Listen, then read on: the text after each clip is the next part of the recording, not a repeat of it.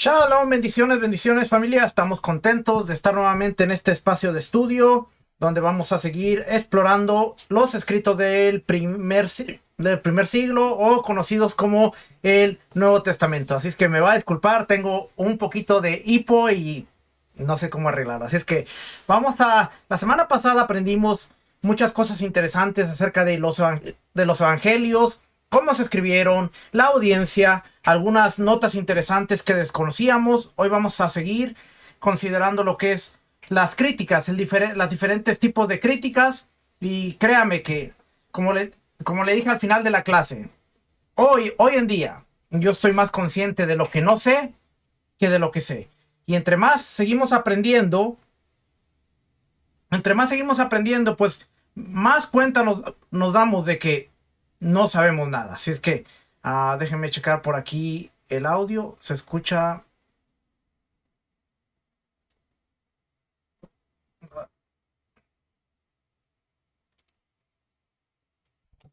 Ok, no sé si por ahí ya se escucha mejor. Vamos a ver si el audio se escucha bien.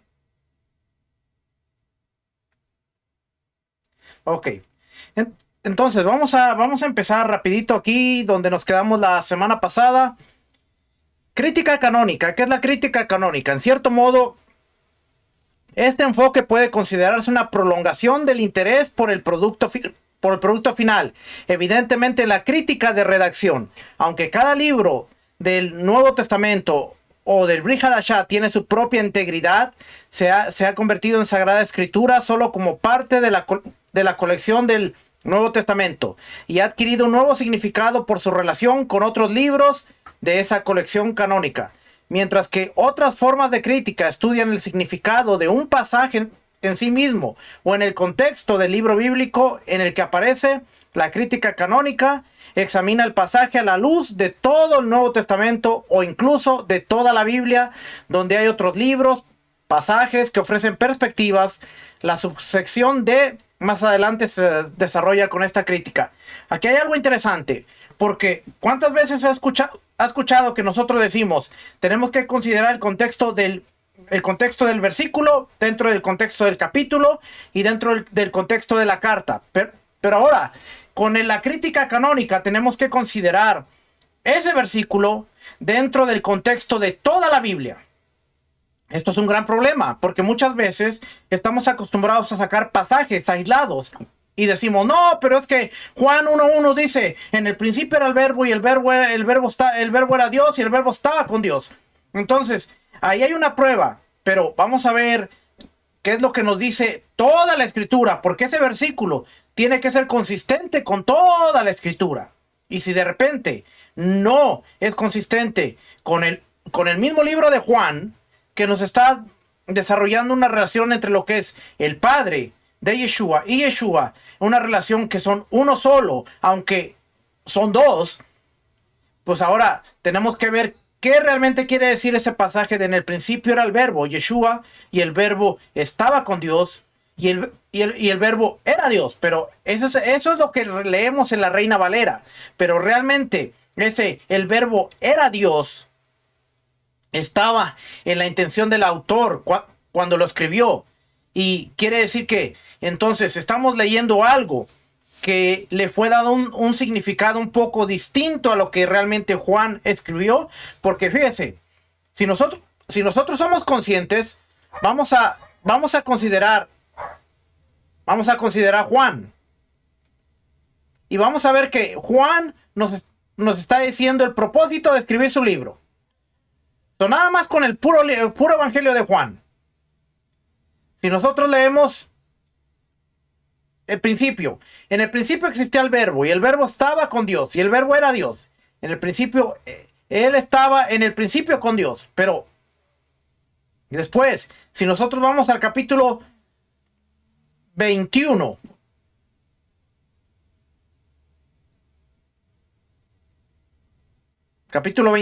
al final, aquí en el versículo 24, fíjese lo que dice. Este es el discípulo que da testimonio de estas cosas y el que escribió esto, Juan. Sabemos que su testimonio es verdadero Y hay también muchas otras cosas que Yeshua hizo, que si se escribieran en detalle, pienso que ni aún el mundo mismo podría contener los libros que se escribirían.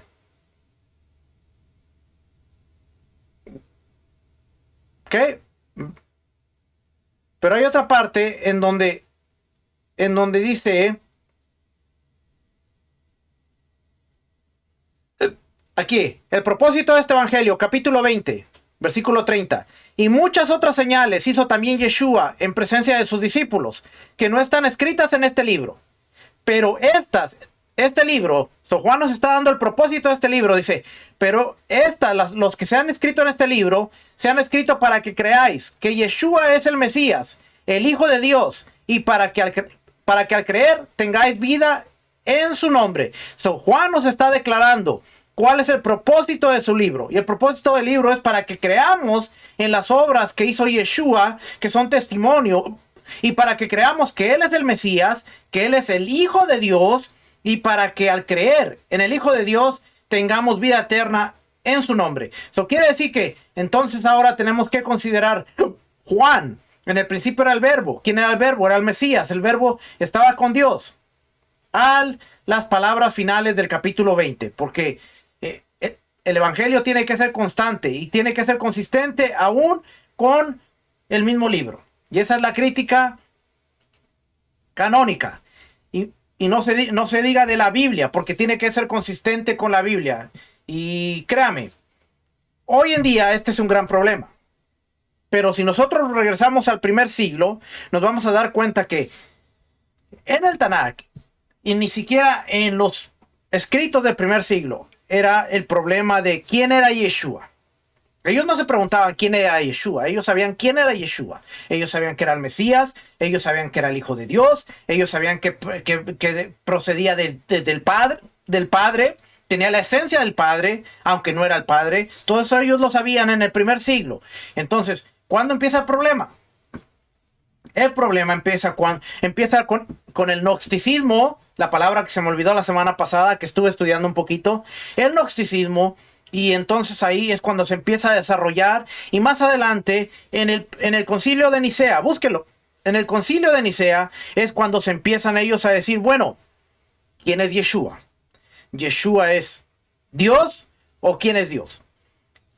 Y ahí es donde se empieza a desarrollar el primer credo, el credo de los apóstoles o el credo de la Iglesia Católica, que creemos que él es el verbo que desciende del Padre, que es la esencia, que somos uno mismo, y de ahí se empieza a desarrollar el credo, y a partir del año 325 en adelante es que empieza a decir, bueno, si el verbo es Dios, entonces ¿qué hacemos con María? Bueno, María es la Madre de Dios. Bueno, y el Espíritu Santo, bueno, y ahí se empieza a desarrollar lo que es la Trinidad. Pero en los primeros 100 años, 150 años, ese no era problema. Ellos entendían quién era Yeshua. Cuando vemos que el mismo Yeshua les pregunta, ¿quién dice que la gente que sois? Bueno, unos dicen que eres Juan el Bautista, otros dicen que eres Elías, y él les dice, no, pero ¿quién soy yo para ustedes? Y Pedro, a través de la revelación del Espíritu, le dice, tú eres el Mesías, el Hijo del Dios viviente. ¿Por qué Pedro no le dijo, tú eres el Dios encarnado, tú eres el Dios hecho carne? Sino le dice, tú eres el Mesías, el Hijo del Dios viviente. Bienaventurado eres Pedro, porque no te lo reveló ni carne ni sangre, sino mi Padre que está en los cielos. Esa era la relación que ellos tenían.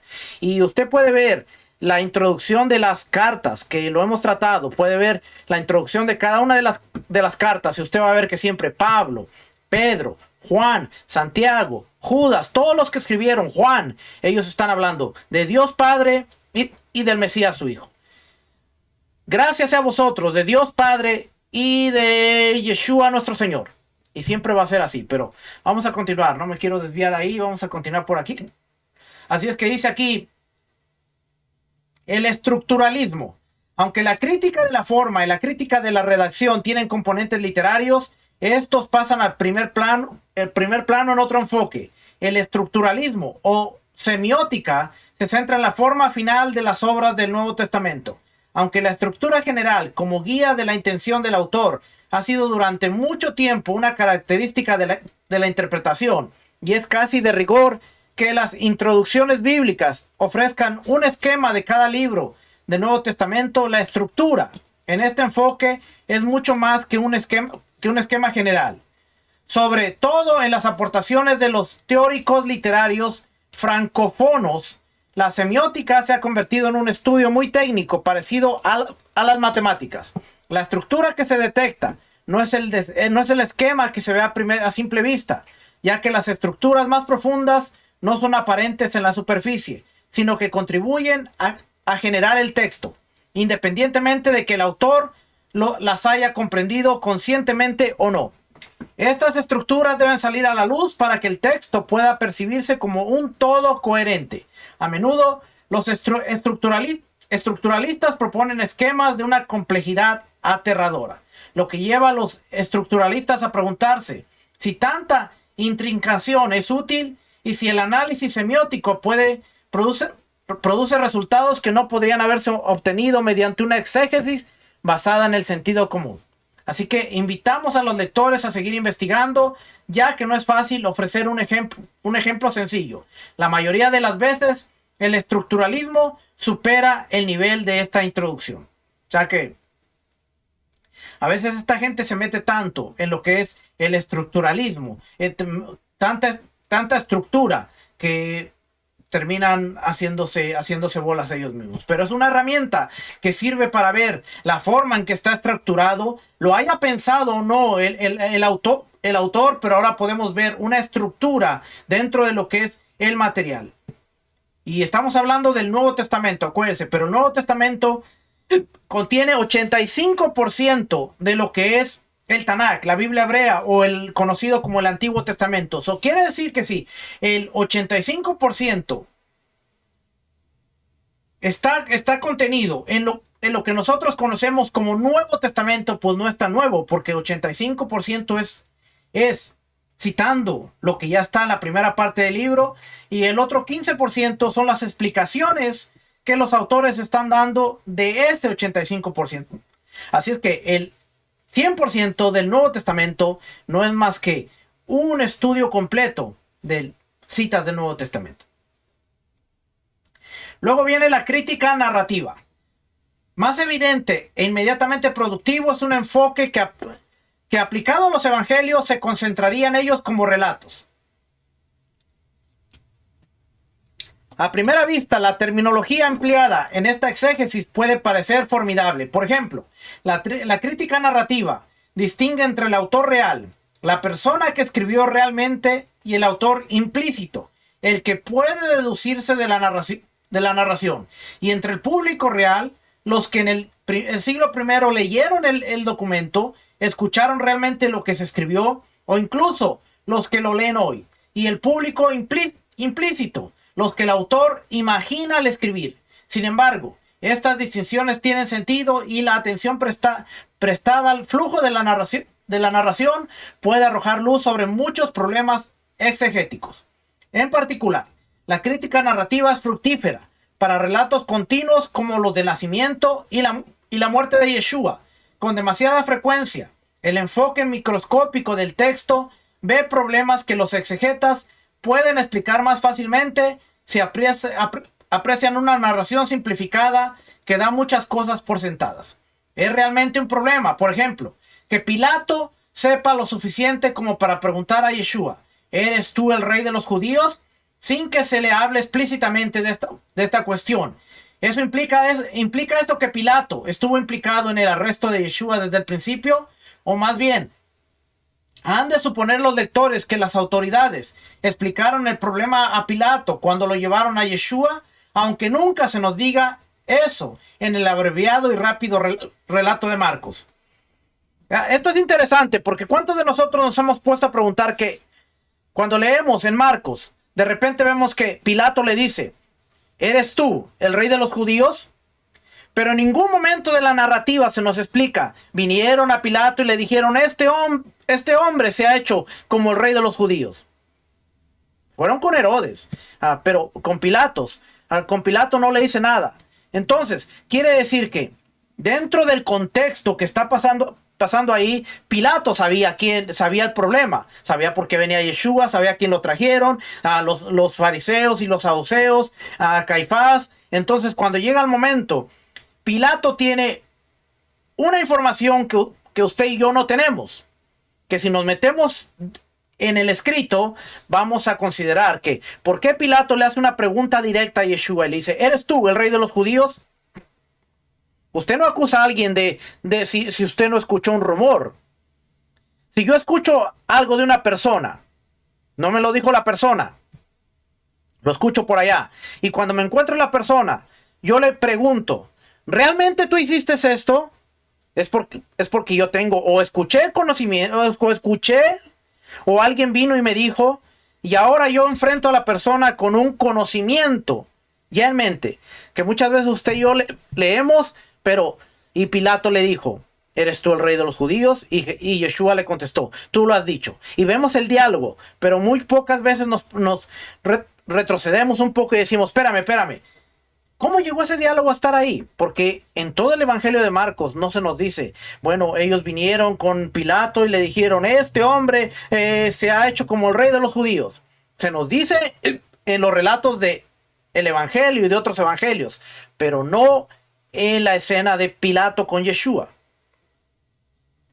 Entonces, si algo tan simple como esto, que le pasamos por alto, pero que es importante dentro de la narrativa, ¿qué otras cosas hay dentro de los evangelios y dentro de las cartas de los discípulos o de los apóstoles? ¿Qué otras cosas hay ahí que se supone que los lectores y el que está escribiendo sabe y no tiene necesidad de explicar, que usted y yo desconocemos? Solo le estoy dando estos ejemplos para que usted vea que muchas veces leemos este documento y decimos, no, sí, pero necesitamos realmente meternos, entender cómo pensaba la audiencia, entender cómo ellos razonaban, entender el lenguaje, entender las expresiones idiomáticas, entender muchas de las cosas que como lectores del siglo XXI desconocemos. Y si queremos meterle la teología o el dogma por delante, pues aún lo agrava un poco más, porque en este ejemplo, algo tan sencillo que se supone que ellos ya sabían, Pilato se le había dicho, Pilato estaba al tanto de la situación. Entonces vamos a seguir leyendo por aquí. Ay, esta cosa que no me deja. Vamos a ver por aquí. Una vez más, lógicamente, los sumos sacerdotes no pueden haber llevado a Yeshua ante Pilato en Mateo 27:2. Dice, después de atarle, le llevaron y le entregaron a Pilato, el gobernador. Y haber estado todavía en el santuario del templo cuando Judas devolvió las 30 monedas de plata. Algo interesante, vamos a ver esto. Vamos a ver. Dice, cuando llegó la mañana, todos los principales sacerdotes y los ancianos del pueblo celebraron consejo, un Sanedrín, contra Yeshua para darle muerte. Y después de atarle, le llevaron y le entregaron a Pilato, el gobernador. Ok, se van ellos. Pero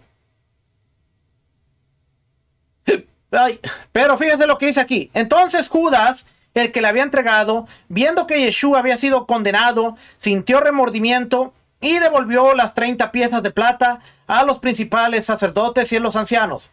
Pero aquí nos está diciendo que ellos se fueron con Pilato a entregarlo.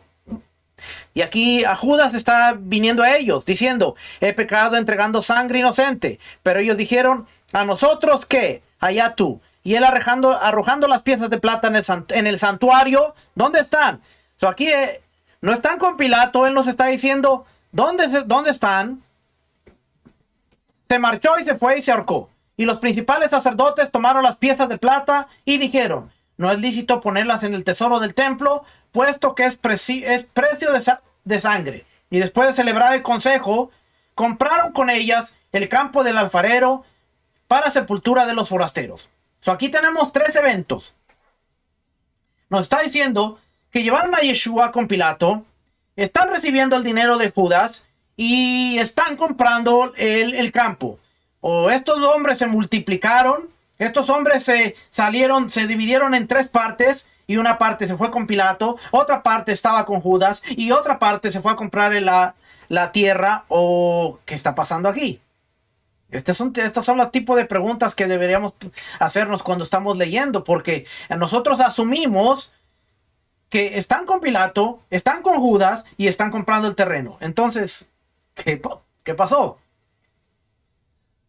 Dice aquí, sin embargo, no es la idea central de esta narración poner de relieve la simultaneidad. Cuando los pasajes del Evangelio se leen en voz alta, no han hecho los oyentes el tipo de suposiciones interpretativas que pretendía el escritor. Al menos hasta los eruditos advirtieron un problema. La crítica narrativa contrarresta los excesos de investigación histórica y ayuda a destacar el interés principal del autor. Desgraciadamente, algunos estudiosos que han adoptado la crítica narrativa sostienen que es herméticamente irrelevante si lo que narran los evangelios ocurrió alguna vez. En respuesta, hay que mantener dos factores en tensión. Por un lado, la eficacia de los evangelios se debe en gran medida a que presentan a Yeshua en una narración larga, unificada y atrayente, muy distinta de las memorias de los grandes sabios rabínicos. Por otro lado, por su propia autocomprensión, el cristianismo se basa demasiado fundamental en lo que Yeshua realmente dijo e hizo, como para ser arrogante en cuanto a la historiosidad. Hay un grave problema, porque cuando nos ponemos mucho en la crítica, y ese es el problema hoy, que mucha gente está con lo de las ciencias bíblicas, y cuando la gente entra a lo que es las ciencias bíblicas, todo dices, lo que le acabo de decir es que no cuadra. Bueno, es que el autor te estaba narrando cuál era el evento, no cómo sucedieron. So, si tú te pones a una mente crítica, tú dices, el evangelio está mal, porque no podían estar con Pilatos, no podían estar con Judas, no podían haber comprado el campo, el terreno. Pero ¿qué hay si el evangelista te quiere decir los eventos que sucedieron, no cómo sucedieron? So, de algún sentido, la escritura muchas veces no va a ser cronológica. Y eso lo vemos en libros como por ejemplo Números. Números no es cronológico. El libro de Números, cuando tú lo lees desde el capítulo 1 hasta el capítulo 30, te vas a dar cuenta de que como que esta parte iba aquí, esta parte iba aquí, esta parte iba aquí. Levítico también. Si tú te das cuenta, el capítulo 16, después de la muerte de los hijos de Aarón. Eso quiere decir que ese capítulo 16 tenía que ir después del capítulo 10. Cuando mueren los hijos de Aarón, pero no, encontramos 11, 12, 13, 14, 15, que son las leyes relativas a la santidad, y después encontramos capítulo 16. Entonces, aunque no es cronológico, pero te está dando una idea. Así, el ejemplo que le acabo de dar, si nosotros lo vemos críticamente en la narrativa, podemos decir, no, es que eso no sucedió.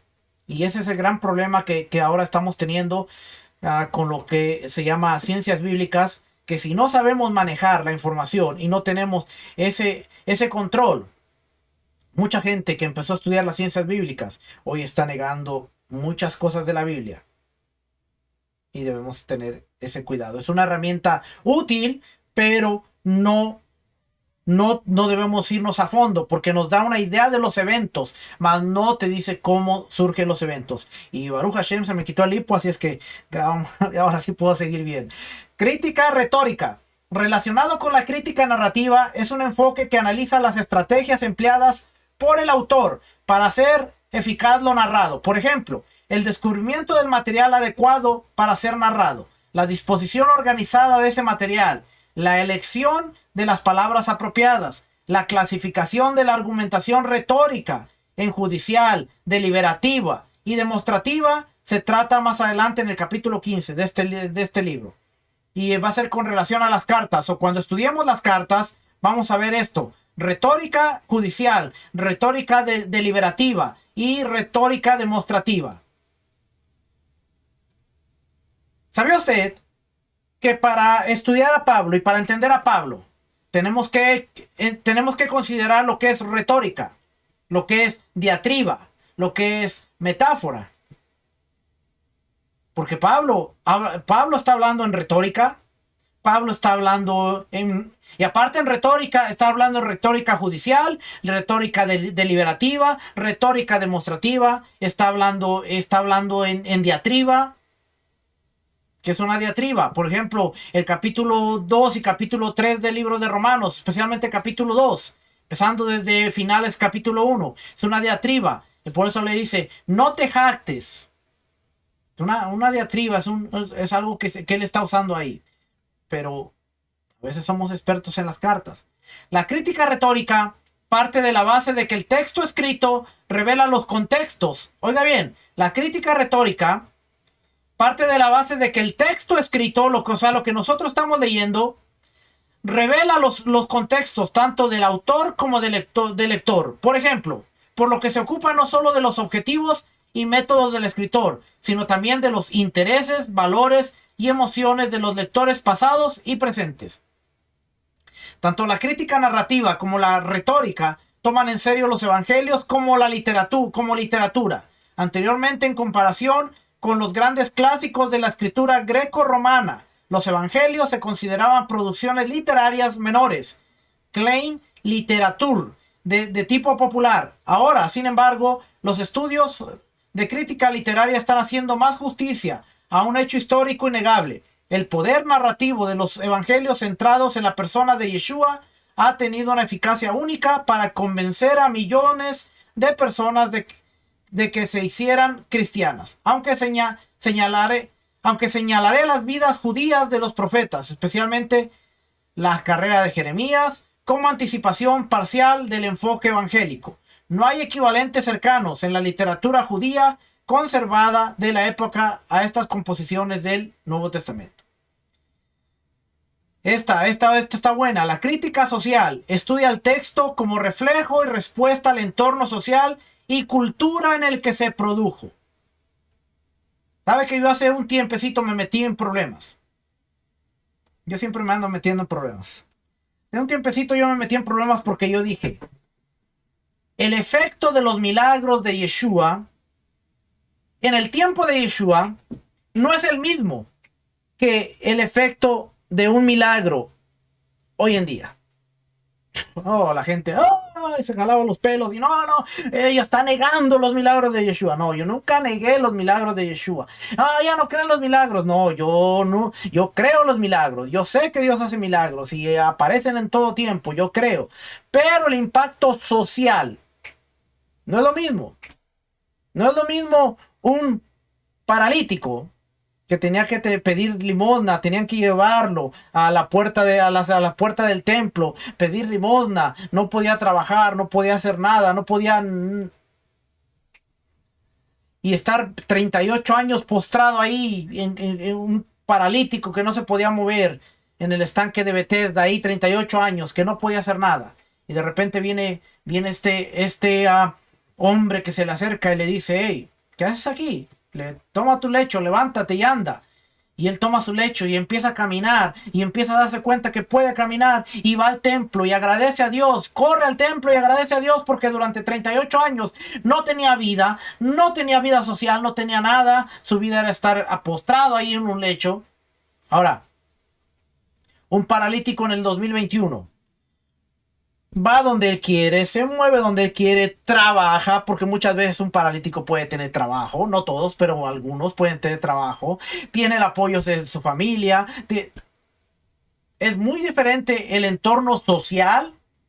Así es que cuando la persona recibe el milagro, sí es un impacto, pero es como que, ok, gracias, ya me voy, y no lo vuelves a ver. La persona que dice, hey, esto fue Dios, porque nadie me podía haber hecho esto y ahora voy a dar mi vida en agradecimiento a Dios. Mi servicio va a estar con Dios.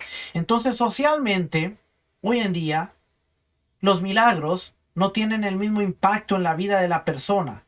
Y no se diga la vida de las congregaciones. Entonces, el punto, cuando yo digo el impacto social de los milagros hoy en día no es el mismo impacto social que en el tiempo de Yeshua, es porque es así. Imagínate una mujer que tenía 12 años de flujo de sangre, que no podía caminar por las calles libre porque tenía que gritar inmunda, inmunda, y todo el mundo correr para el lado, no me toques, porque era como si tuviera una enfermedad incurable, que no me toques, no me toques, quítate. Y donde quiera que ella iba a caminar, es inmunda, inmunda, es como anunciándose, tengan cuidado porque aquí estoy yo, la contaminada. Imagínense qué tipo de vida. A una mujer que hoy tenga un flujo de sangre en donde tenemos la ciencia avanzado, hay toallas sanitarias, hay tanto cuidado médico que hoy en día hoy en día ni tú te das cuenta cuando una persona está en su menstruación siquiera. Si es tu esposa, pues te das cuenta, obvio, es tu esposa. Pero si tú andas en la calle, tú no te das ni cuenta. Entonces, socialmente, esta persona no tengo vida. No puedo salir ni a la esquina porque tengo que gritar, inmunda, inmunda. Y de repente eres sana. Ahora, la próxima vez que salgas, puedes caminar libre por las calles. Socialmente, muy diferente. La gente se pregunta, ¿qué podemos hacer para seguir obteniendo milagros hoy en día? Socialmente tenemos que estar preparados para los milagros.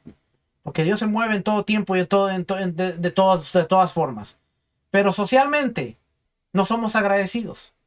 Ni en las cosas pequeñas. A veces pasan y como que, ok.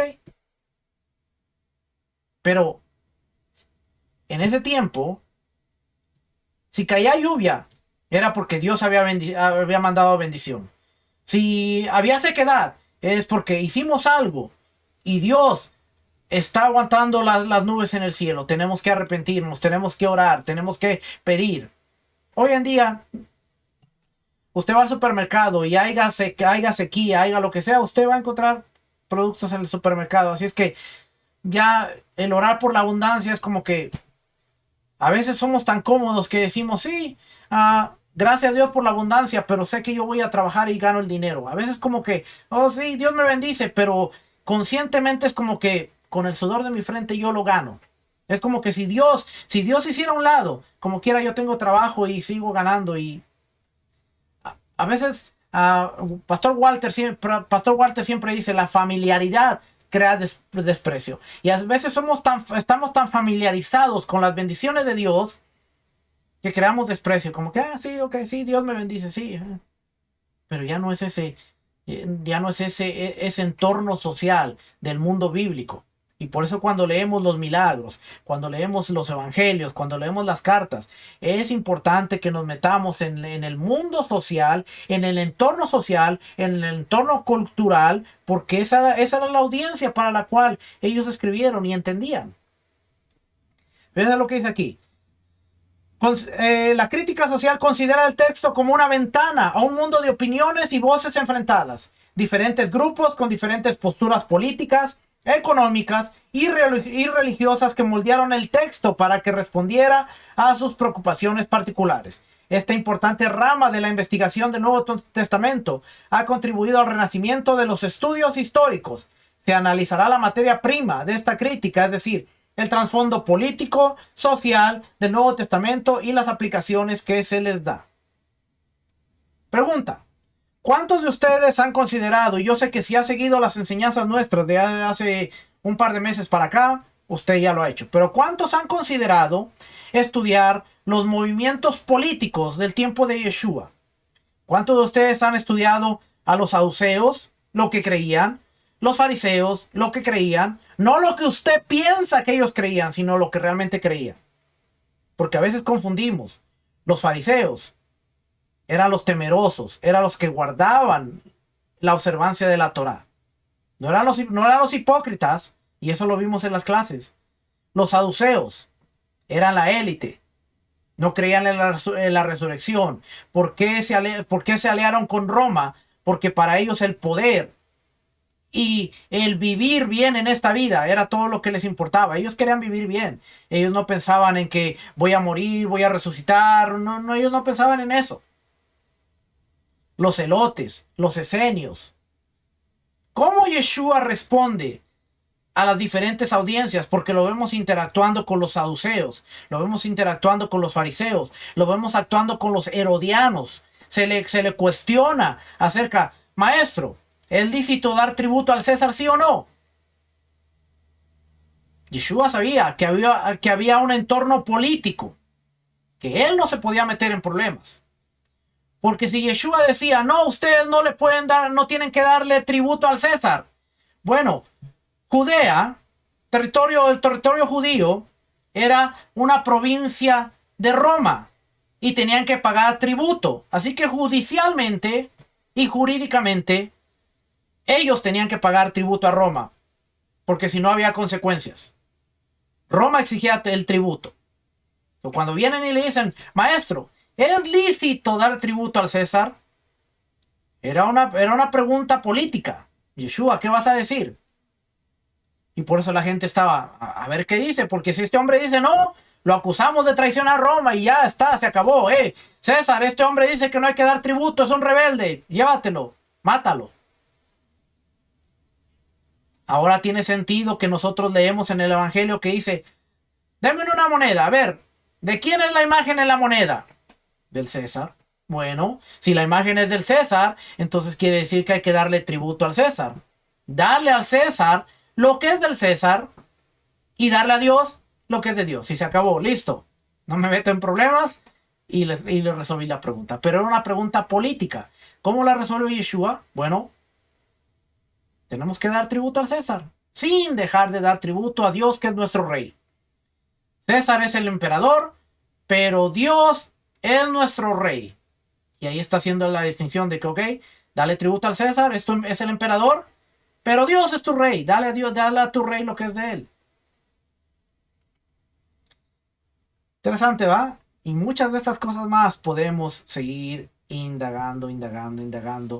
Por ejemplo, mucha gente habla de cuando Yeshua volcó las mesas. Dios mío, pasaje que le gusta a todo el mundo. No, es que él estaba en contra del templo y estaba en contra de lo que estaba ahí, estaba en contra de lo que...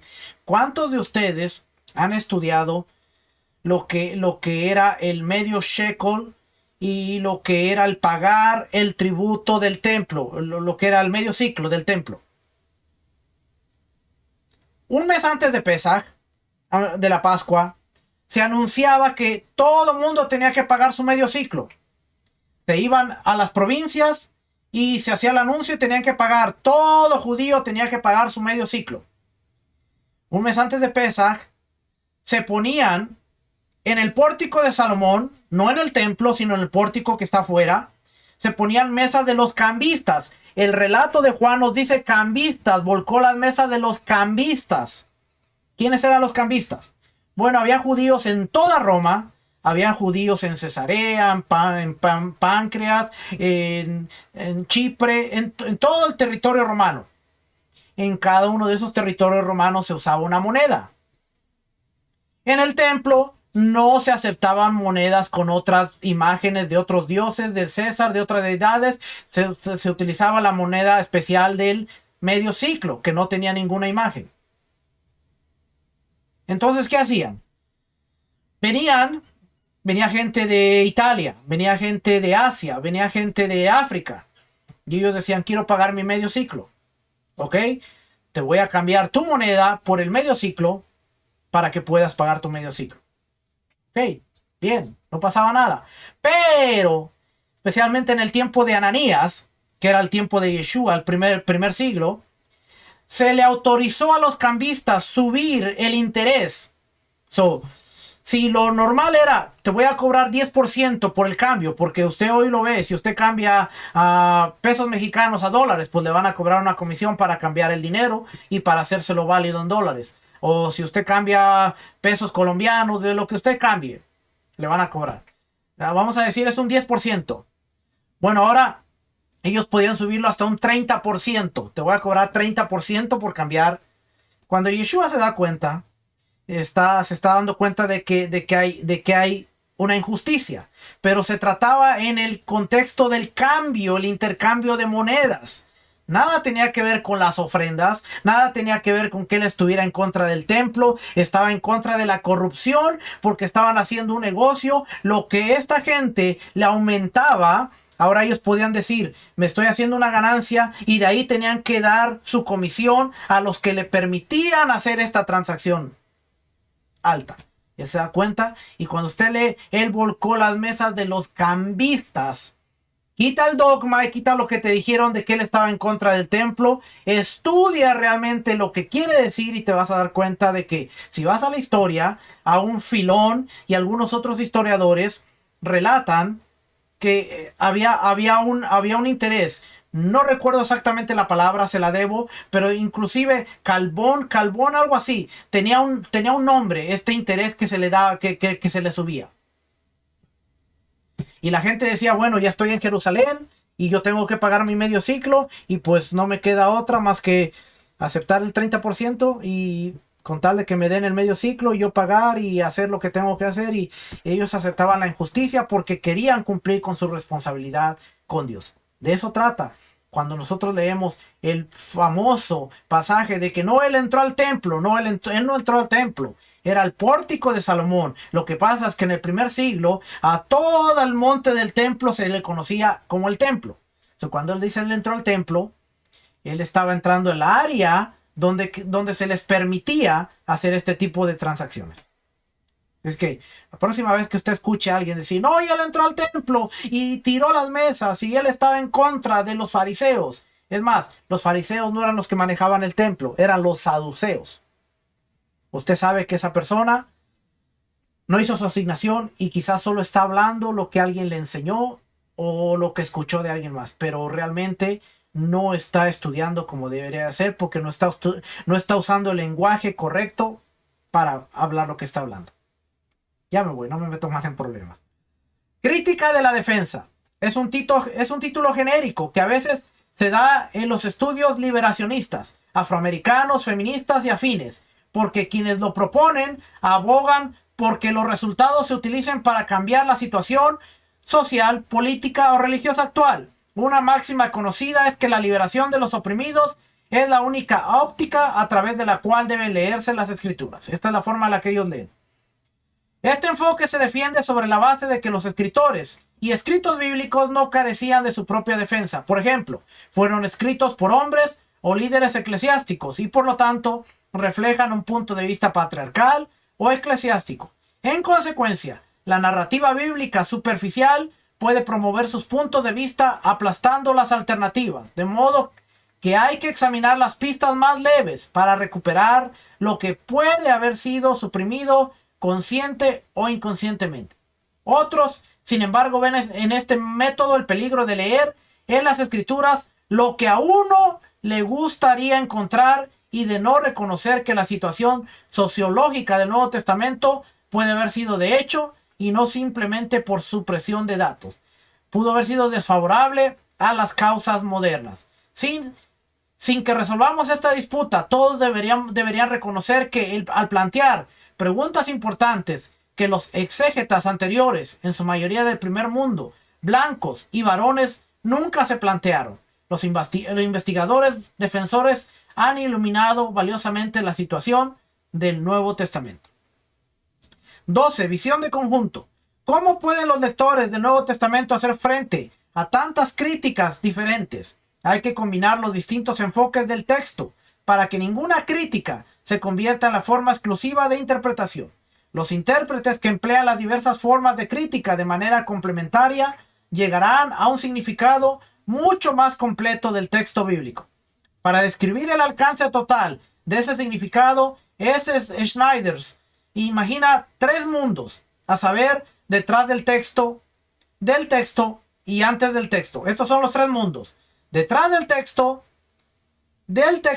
y antes del texto. Y dice el autor, utilicemos los evangelios para ilustrarlos. El mundo detrás del texto incluiría tanto la vida de Yeshua como la reflexión religiosa sobre él a través de la fe, la predicación y la experiencia religiosa comunitaria.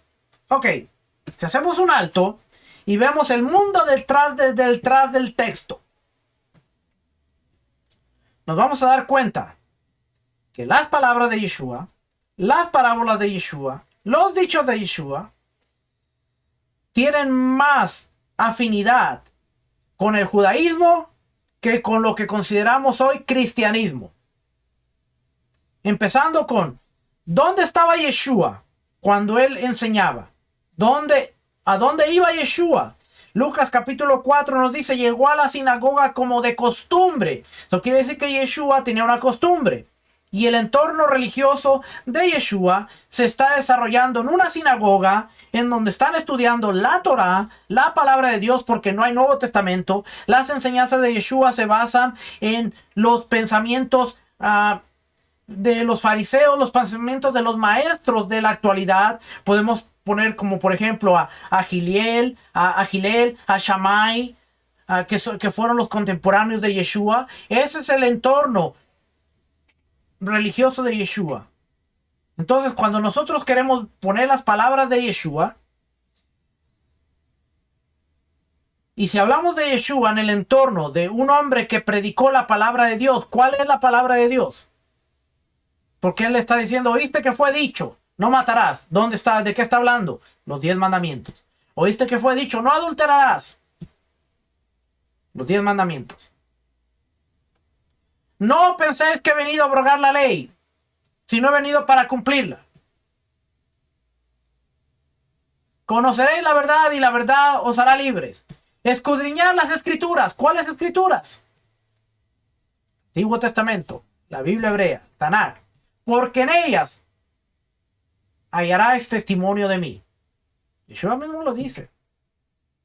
Entonces, ¿cómo estamos leyendo nosotros los escritos del primer siglo? Tal vez le va a sonar como a una exageración, pero yo lo he escuchado. Yo he escuchado a pastores, yo he escuchado a predicadores que se atreven a decir, Yeshua era un niño que creció los domingos en la escuelita dominical. Y cuando yo lo escuchaba y que yo estaba dentro del sistema, pues era como que, ok. Pero ahora, esas palabras como que yo así como que, espérame, ya, no cuadran. Yo no veo a Yeshua al niñito en la escuelita dominical, en el arca de Noé, caben todo. No lo veo.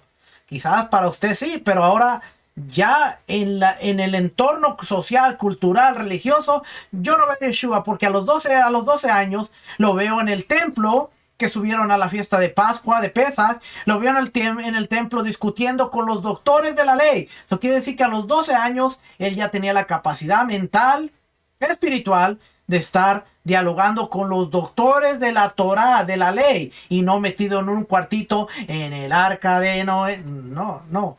Pero hay gente que hoy en día, y lo peor de todo es que hay gente detrás del que lo está diciendo que se lo cree. Amén. No. ¿Por qué? Porque si nosotros vemos el mundo detrás del texto, va a incluir la vida de Yeshua como la reflexión religiosa sobre él a través de la fe. ¿Cuál era la fe? La observancia de los mandamientos, la predicación y la experiencia religiosa comunitaria. Después, el mundo del texto, tal como se presenta ahora, independientemente de cómo haya llegado a ser, contiene el testimonio escrito de los evangelistas que reflejan su propia comprensión y experiencia de Yeshua y su capacidad para expresar ese testimonio. Es preciso hacer dos observaciones. Por un lado, aunque los evangelios son escritos, la tradición que los sustenta fue proclamada oralmente. Ya hablamos de esto la semana pasada. Fue proclamada oralmente. Y las marcas de la oralidad siguen siendo fuertes en los relatos escritos. En la tesis de que Mateo y Lucas utilizaron a Marcos, no debemos suponer que su dependencia de un relato escrito borró los recuerdos personales de los evangelistas sobre lo que habían oído acerca de Yeshua. Por otra parte, una vez escritos, los textos evangélicos tenían vida propia, por lo que pueden haber significados transmitidos que vayan más allá de lo que los autores imaginaron o las audiencias originales entendieron. Y por último, el mundo ante el texto se refiere a la interacción de los evangelios con los lectores, que mediante la interpretación entran en ellos, se apropian de su significado y son cambiados por él. Este es el gran problema de muchos de nosotros. que como le dije hace rato, estábamos ahí, algunos Dios tuvo misericordia y algunos Dios tendrá misericordia para hacerles entender que la mayor parte del tiempo tenemos el mundo ante el texto, que es la interacción de los evangelios con nosotros que lo leemos, que mediante la interpretación entramos en ellos, nos apropiamos, cambiamos el significado y entramos el yo creo, yo pienso, yo me imagino. No, es que Yeshua debió haber dicho esto, pero eso es lo que yo creo ahora en mi mundo. Pero ¿cuántos de nosotros nos hemos puesto a pensar cómo era el mundo antes del texto, cómo era el entorno político antes de Yeshua, cómo era el mundo del texto de Yeshua, de Marcos, de Mateo, de Juan, de Lucas? Y no nos quedemos solamente en cómo es el mundo después del texto, lo que nosotros estamos leyendo. Porque el gran problema es que estamos interpretando y dándole un entendimiento a un libro al cual no estamos estudiando, sino que creemos. Esto es así. Fíjense lo que dice aquí. En este nivel interpretativo, la explicación o el comentario de los evangelios desempeña un papel importante. También muchos creyentes supondrían que es necesario un compromiso espiritual personal con el Yeshua retratado en los evangelios para una apropiación plena del texto. Una suposición que va en contra de la opinión, a veces enunciada, de que solo quienes no están comprometidos religiosamente pueden ser intérpretes objetivos. Y esto se lo dicen mucho. No, es que tú no estás comprometido con el Señor. Tú no estás orando porque no estás entendiendo. Y no se le ocurra que de repente empiece a despertar y empiece a entender la Biblia de una manera diferente, porque le van a decir, no, tú estás confundido, tú tienes que orar más, te recomiendo un ayuno, porque tú no estás viendo la Biblia como deberías de verla. Claro, no la estoy viendo como debería de verla, la estoy viendo como debería ser vista. Yo recuerdo que a mí me dijo el pastor de la iglesia donde estábamos, me habló y me dijo, Carlos, ven, te veo confundido. Y yo sí, confundido. Y me dijo, te recomiendo que leas el libro de Gálatas. Te lo recomiendo. Yo dije, ok. Yo fui, me senté y empecé a ver el libro de Gálatas. Pero empecé a verlo, dije, voy a sacarme el dogma y voy a sacarme todo lo que yo sé. Voy a desvaciarme y voy a empezar a ver el libro de Gálatas. Y yo empecé a ver la observancia de la Torá y cómo Pablo estaba defendiendo la Torá en el libro de Gálatas. Y después de un tiempo me dijo, ¿leíste el libro de Gálatas? Le dije, sí, pastor. Y entonces, ¿has podido reflexionar? Y le dije, sí, he reflexionado muchísimo. Ok, entonces ahora ya vas a cambiar tu postura. Y le dije, sí. Y pues él contento, él así como que, sí, voy a cambiar mi postura porque sigo creyendo lo equivocado que estamos y muchas cosas que tenemos que mejorar. Se acabó el gozo, se acabó todo. ¿Por qué? Porque a veces la gente piensa, no, léelo, pero de la forma que debes leerlo. Y ese es un consejo muy, muy, muy peligroso. Si alguien le dice, léelo de la forma en que deberías leerlo, no le va a gustar el resultado. Porque es lo que estamos viendo aquí. Dice, en esta subsección introductoria nos hemos centrado en los evangelios para ilustrar la importancia de los diversos enfoques hermenéuticos, las diferentes críticas, la forma, la redacción, la retórica, etc. Se aplican también a los demás escritos del Nuevo Testamento, por ejemplo, los Hechos, las cartas, el Apocalipsis, donde se plantean cuestiones especiales propias de cada género. Sin embargo, una vez ilustrada la idea general a través de los evangelios, podemos esperar a los capítulos que tratan de estos escritos para hacer más evidente la importancia inmediata y la práctica de las cuestiones hermenéuticas. Cuestiones especiales planteadas por los puntos de vista sobre la inspiración y la revelación. Esta visión de conjunto de la hermenéutica puede suscitar una objeción evidente de parte de muchos lectores. Al fin y al cabo, estas críticas tratan los libros del Nuevo Testamento partiendo del supuesto de que fueron escritos por seres humanos limitados en el tiempo según las convenciones literarias de la época, de modo que los enfoques interpretativos adecuados para otros libros pueden aplicarse también a ellos. Sin embargo, a lo largo de los siglos, la mayoría de los creyentes o cristianos han leído los libros bíblicos no como ejemplos de literatura, sino porque Dios los inspiró. Esta creencia sí es válida, califica las reglas de interpretación y cómo afecta a la interpretación de la opinión de que la escritura es un elemento de importancia única en la revelación divina. Y vamos a entrar en un tema en donde la gente piensa que la escritura, o muchos han malinterpretado toda la escritura es inspirada por Dios. Y durante mucho tiempo se enseñó, todo lo que los lectores escribieron fue dictado por Dios. Dios le dijo a los lectores qué escribir, guió la pluma y los llevó a escribir palabra por palabra. Y sabe que ese pensamiento es incorrecto. Dios inspiró, dio el mensaje, pero ahora el autor va a transmitir ese mensaje a través de sus vivencias, su cultura, su entorno social, cultural, político, religioso. Y es inspirado por Dios, pero es escrito por el hombre. Y algunos van a decir, ¿cómo? Espérame, entonces no es palabra de Dios. Sí es palabra de Dios, pero la inspiración viene. Ahora el desarrollo, el autor va a tomar el mensaje que Dios le dio y lo va a proyectar para la audiencia que él tiene, para que esa audiencia entienda lo que Dios quiso decir. Al final es un mensaje inspirado por Dios. Ahora el autor tiene que ver cómo yo hago entender lo que Dios me dio a esa persona. Es como cuando nosotros, que nos pasamos la semana leyendo, yo voy a estudiar 20, 30 horas la porción de esta semana.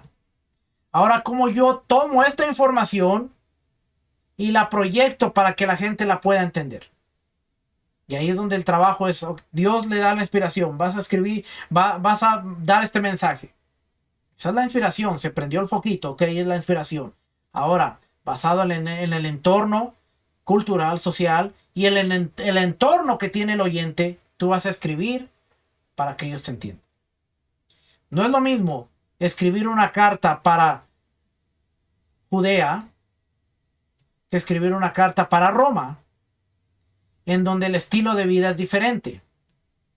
No es lo mismo decirte, para hacer un pastel de chocolate, toma 2 libras de harina, 4 huevos, 2 tazas de leche, chocolate, y lo metes al horno y te queda el chocolate. No es lo mismo a decir, tomas la harina, tomas los huevos, tomas la leche, tomas el chocolate, pones en un molde, pones en un tazón, pones la harina, le pones los huevos, la mantequilla, lo bates, preparas el horno a 375 grados y lo metes a cocinar y te está decodificando un mensaje para que la persona que lo reciba diga, mira, qué fácil es hacer este pastel. Así es que, ¿qué es la inspiración? La inspiración en relación con la inspiración. En relación con la inspiración entran en juego 4 posturas generales diferentes e incluso son contradictorias. Algunos sostienen que la inspiración de las escrituras es una creencia teológica piadosa que carece de validez. Gran parte de la crítica del Nuevo Testamento que surgió en Alemania a finales del siglo XVIII y durante el siglo XIX fue una reacción a la teología cristiana tradicional. Todavía hay que tener en cuenta este factor reactivo, ya que algunos eruditos y profesores contrarrestan el literalismo bíblico, desacreditando cualquier estatus religioso especial en los escritos del Nuevo Testamento. Para ellos, el cristianismo del Nuevo Testamento debe juzgarse solo en términos de su importancia sociológica como movimiento religioso menor en el Imperio Romano primitivo.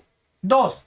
Sin comprometerse con ningún punto de vista, positivo o negativo, sobre la inspiración, muchos intérpretes consideran las referencias a ellas totalmente inapropiadas en un estudio erudito de las escrituras.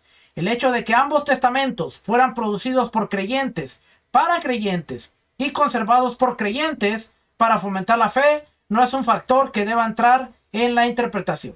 Cuando los pasajes de importancia teológica presentan dificultades, no se puede apelar a la inspiración ni a ningún otro factor religioso, por ejemplo, a la tradición eclesiástica, para interpretarlos. Ya sea intencionalmente o no, esa actitud tiene el efecto de hacer irrelevante la doctrina de la inspiración. Entonces, algo que si la Biblia fue inspirada por Dios, entonces cuando hay un pasaje que es difícil, ¿por qué recurrimos a la decisión del concilio sobre ese pasaje y no a Dios para que nos dé la revelación de lo que ese pasaje quiere decir? Y aquí es donde usted se da cuenta que diferentes pasajes tienen su significado sentado de acuerdo al bautista, al presbiteriano, al wesleyano, a Asamblea de Dios, al pentecostés, y ellos dicen, no, nosotros como pentecostales, nosotros creemos que este versículo dice esto, y punto, se acabó, no discuta más. La inspiración de Dios es esto. Muchas veces la gente se queja de que no, el católico está en la infalibilidad del Papa, no se le puede decir nada al Papa. Bueno, como cristianos a veces está la infalibilidad en los concilios. No le digas nada al concilio, no te vayas en contra del concilio porque olvídate. Te sacan fuera y se olvidan de ti. 3. El extremo literalista del espectro de los intérpretes bíblicos haría de la inspiración divina un factor tan dominante que las limitaciones de los escritores humanos se vuelven irrelevantes, al igual que muchas de las cuestiones hermenéuticas que se han planteado en la subsección anterior. Dios conoce todas las cosas y Dios se comunica a través de las escrituras. Por lo tanto, las escrituras responden a los problemas de todos los tiempos, incluso aquellos en los que los autores humanos nunca pensaron. Esta insistencia en la inspiración suele ir acompañada de una amplia teoría de la inerrancia, según la cual los datos bíblicos relativos a cuestiones científicas, históricas y religiosas se consideran infalibles e incuestionables. En la práctica, por lo tanto, toda la literatura bíblica se considera histórica y las aparentes contradicciones, como las que existen entre los relatos de la infancia de Mateo y Lucas, deben armonizarse. O sea, la Biblia está ahí, no discutan más.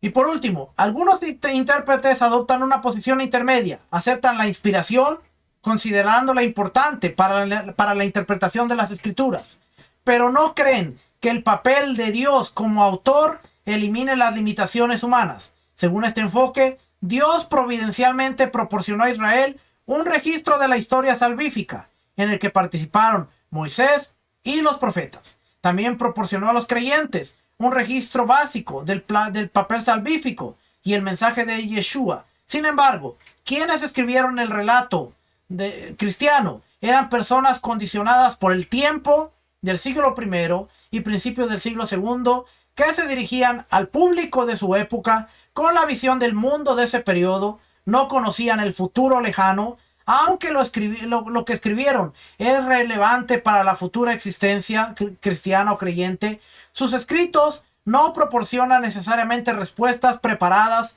para cuestiones teológicas y morales imprevisibles que surgirían en siglos posteriores. Dios eligió tratar esos problemas posteriores, no anulando todas las limitaciones humanas de los escritos bíblicos, sino suministrando un espíritu que es una ayuda viva en la interpretación en curso.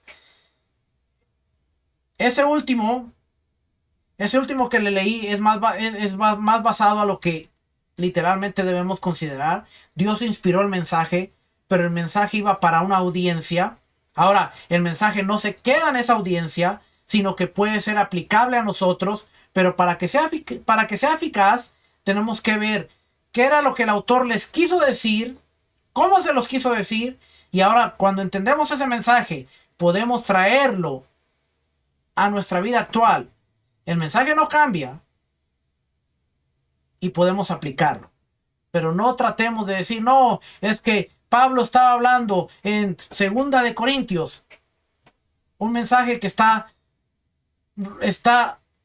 atendiendo un problema que está ocurriendo en esa congregación en ese momento, y no tomemos. Muchos citan a 1 de Corintios 13. El amor es sufrido, es benigno, el amor todo lo puede, el amor. Pero si nosotros leemos el contexto de la carta, Claro que hay una aplicación para hoy en día de ese pasaje, del amor, todo es sufrido, el benigno, todo lo puede, pero si nosotros entendemos el contexto de ese capítulo, capítulo 13, le aseguro que no lo vamos a aplicar tan a la ligera, como muchos citan, que no, es que primera de Corintios 13, el amor, el capítulo del amor. Pero, ¿qué era lo que Pablo quería decirle a esa audiencia? Y termino aquí. Dentro de la posición 4 hay diferentes actitudes sobre la inerrancia. Algunos prescindirán totalmente de la inerrancia por considerarla una deducción errónea de la tesis válida de que Dios inspiró las escrituras. Otros sostendrían que la inspiración produjo una inerrancia que afecta a las cuestiones religiosas, pero no a la ciencia o la historia. De modo que todas las posturas teológicas de la escritura serían inerrantes. Otros, reconociendo la diversidad dentro de las escrituras, incluso en cuestiones religiosas, mantendrían solo una inerrancia teológica limitada. Finalmente, otra solución no plantea una limitación cuantitativa de la inerrancia que la confine a ciertos pasajes o ciertas cuestiones, sino a la cualitativa, según la cual toda la escritura es inerrante en la medida que sirva al propósito para el que Dios la destinó. El reconocimiento de esta limitación está implícito en la declaración hecha en el Concilio del Vaticano II. Ellos dicen: debe reconocerse que los libros de la Escritura enseñan con firmeza, fidelidad y sin error la verdad que Dios quiso poner en las Sagradas Escrituras para nuestra salvación. Pero incluso esta respuesta tropieza con el problema de encontrar un criterio. ¿Cómo saber exactamente lo que Dios ha querido que figure en las Escrituras para nuestra salvación? Dos criterios propuestos para determinar lo que las Escrituras enseñan con autoridad reflejan las divisiones del cristianismo occidental desde la Reforma. Uno es que el Espíritu guía al lector individual de la Biblia hacia la verdad religiosa teológica, es decir, la interpretación privada de la Biblia. El otro es que el Espíritu proporciona orientación a través de las enseñanzas de la Iglesia. Cada criterio tiene sus dificultades. La interpretación privada se paraliza lógicamente cuando dos que afirman tener el Espíritu discrepan. No todos los espíritus proceden de Dios. Primera de Juan 4:1-3. Y sabe que ese es el problema hoy en día. Incluso con personas que decimos estar leyendo la Biblia con la mentalidad hebrea. ¿Por qué hay tanta discusión? ¿Y por qué todo el mundo está viendo las cosas de diferente manera? Porque algunos están viendo la Biblia de la manera que les conviene que sea vista. Algunos, como nosotros, no estamos enfocados en ver la Biblia para que diga lo que nosotros decimos, sino estamos enfocados para ver la Biblia que diga lo que la Biblia quiere decir en el contexto. Usted nunca nos ve citando pasajes aislados de aquí, de allá, sino siempre una armonía en toda la Biblia. Si vamos a citar un tema, no un pasaje, un tema, Yeshua el Hijo de Dios, te vamos a dar 200 versículos o más en todos los escritos que van a llevar el tema y que no se van a contradecir. Si vamos a citar la justificación a través de la muerte de Yeshua, te vamos a dar versículo tras versículo tras versículo, no de un libro, sino de varios libros, no solamente de Pablo, sino de Juan, de Pedro, que van a ir en armonía tejiendo el tema. Entonces, cuando dejamos que la Biblia nos hable en el tema, ya no estamos diciéndole a la Biblia: yo quiero que tú digas de la salvación lo que yo quiero que diga de la salvación. Porque si no, empezamos a tomar pasajes. No, es que la Biblia dice aquí, y armamos un rompecabezas, armamos un Frankenstein que al final termina todo así ahí. Entonces, si dos personas tenemos el Espíritu de Dios, no podemos... ¿Por qué vamos a estar viendo las cosas de diferente manera? Nosotros lo hemos experimentado. Nosotros le hemos dado la evidencia a personas que antes no pensaban como nosotros, y es válido. Usted no tiene que pensar como nosotros. Y después de un tiempo, yo he escuchado vez tras vez el mismo testimonio. A mí no me llegaban las enseñanzas, las rechazaba, pero decidí sentarme un tiempo a escuchar, a ver, a validar. Me alejé de ustedes porque no quería que ustedes influyeran. Y después de estar ahí solo, estudiando, meditando, validando, ahora sé por qué ustedes piensan como piensan. Y ahora yo pienso lo mismo. Porque a través del espíritu y el estudio, yo pude ver eso. Aquí, ¿cuál es el problema? No es el espíritu. El problema entonces es la intención que nosotros tengamos de estudiar y de realmente dejar que el espíritu nos guíe a que la Biblia nos diga lo que la Biblia quiere decirnos, no lo que nosotros queremos que nos diga.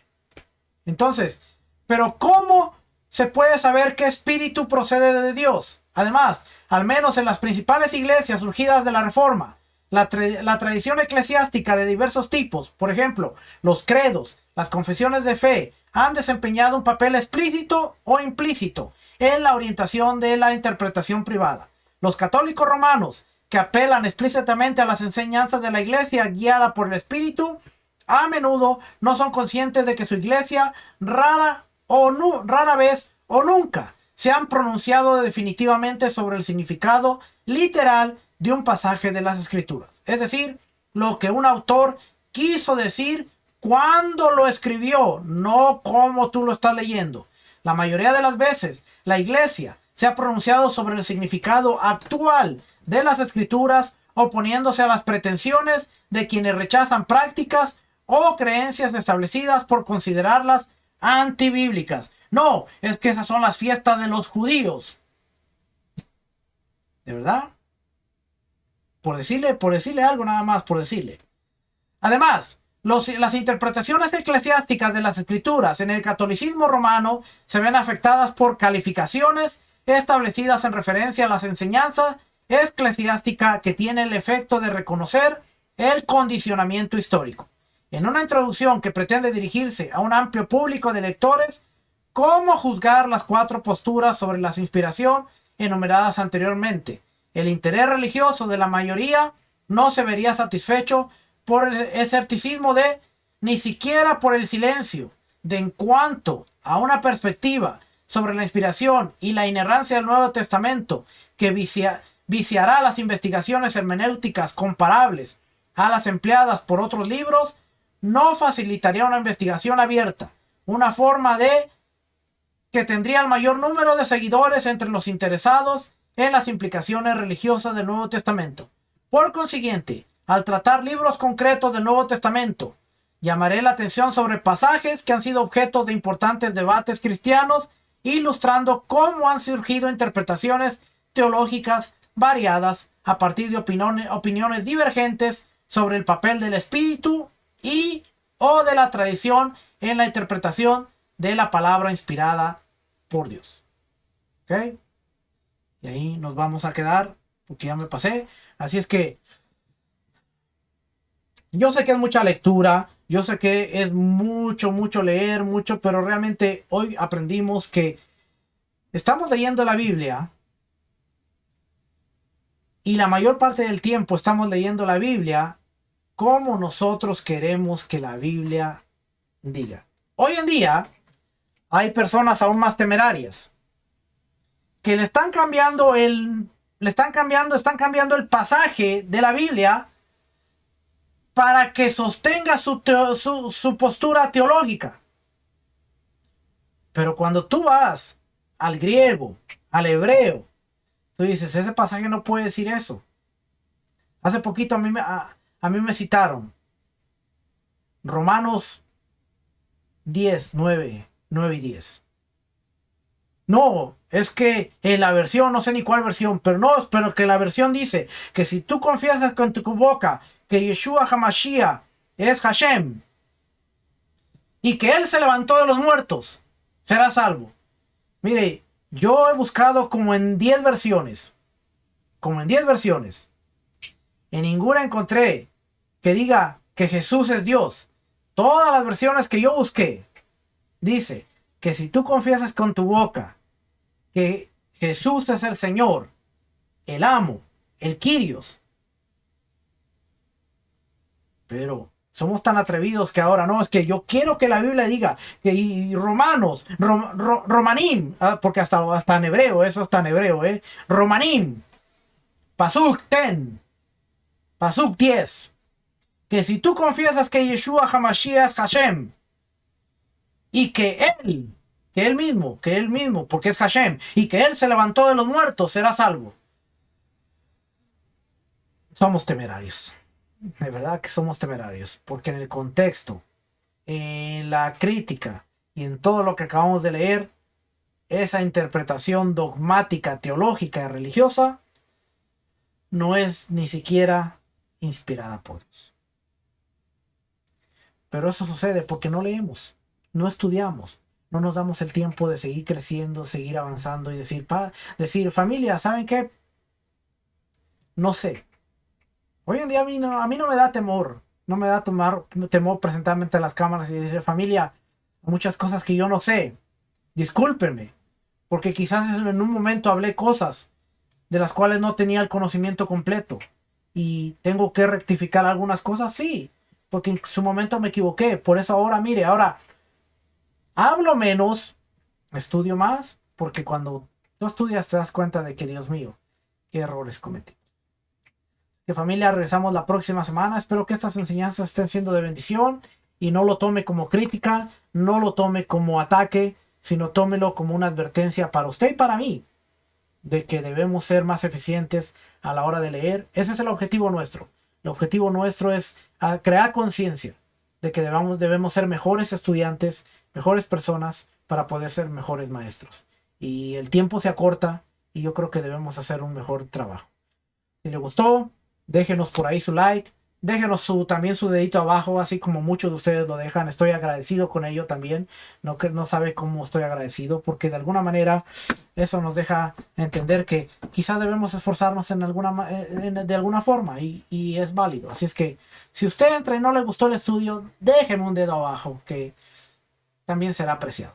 Y si le gustó, pues déjenos un dedito por ahí, comparta y nos veremos la próxima semana. Que el Eterno les guarde, el Eterno les bendiga.